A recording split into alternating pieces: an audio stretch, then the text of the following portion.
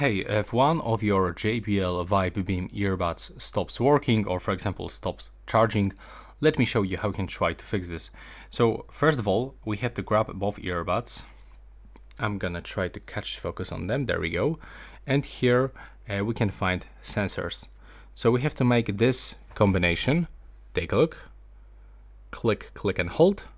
And now wait until both indicators blinks with the blue. Like that, 2 times, and then we can release. As you can see, we are also not connected anymore with our device, so click on the settings tab to forget.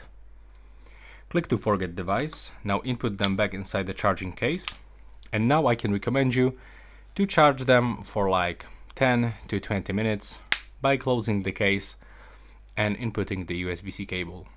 Then when you remove them from this case, you will find out that they go into the pairing mode automatically, and you can connect them right here.